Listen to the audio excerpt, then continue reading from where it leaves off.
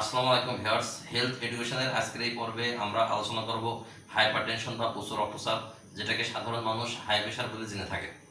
আসলে আমরা আগে জেনে নিই ব্লাড প্রেশার কি। আমাদের শরীরে রক্ত যখন ধমনির বিরুদ্ধে প্রভাবিত হয়, তখন ধমনির পার্শ্ব ওয়ালে যে চাপ প্রদান করে তাকে বলা হয় ব্লাড প্রেশার।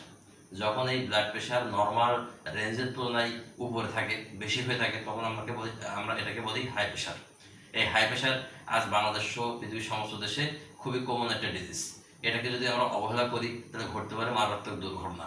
চলুন বন্ধুরা, আমরা জেনে নিই যে হাই প্রেশার থেকে কী কী দুর্ঘটনা করার সম্ভাবনা থাকে।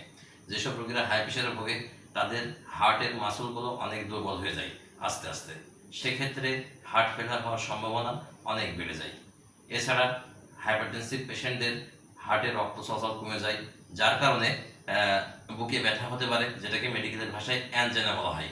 এছাড়া হার্টের যে করোনারি আর্টারি এটা রাপচার হয়ে মায়োকার্ডিয়াল ইনফ্রাকশন বা হার্ট অ্যাটাক হওয়ার সম্ভাবনা অনেক বেশি থাকে। এছাড়া এই সমস্ত পেশেন্টের স্ট্রোক হওয়ার সম্ভাবনা অনেক বেশি থাকে।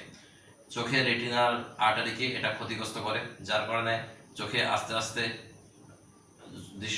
দৃষ্টিশক্তি কমে যাওয়া, চোখে ঝাপসা দেখা, এমনকি অন্ধত্ব ব্লাইন্ডনেস ডেভেলপ করতে পারে। হাইপারটেনসিভ পেশেন্টদের কিডনি বিকল হওয়ার সম্ভাবনা অনেক বেশি থাকে। হাইপারটেনসিভ পেশেন্টদের পেরিফেরাল আর্টেরিয়াল ডিজিজ হওয়ার সম্ভাবনা থাকে, যার কারণে পায়ে গ্যাংগ্রিন হওয়ার সম্ভাবনা থাকে। সেক্ষেত্রে অ্যাম্পুটেশন বা পা কেটে ফেলা থাকতে পারে। এছাড়া এসব পেশেন্ট যৌন দুর্বলতা, শারীরিক দুর্বলতা, মানসিকভাবে অনেক রোগে আক্রান্ত হয়, যেমন ডেমেনশিয়া, রাতে ঘুম না হওয়া, মেজাজ খিটখিটে হওয়া, স্মৃতিশক্তি কমে যাওয়া, কাজে মনোযোগ বসাতে না পারা সহ আরও অনেক কিছু।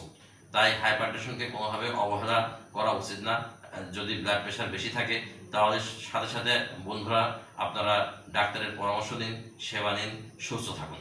মনে রাখবেন, সুস্বাস্থ্য আপনার অধিকার।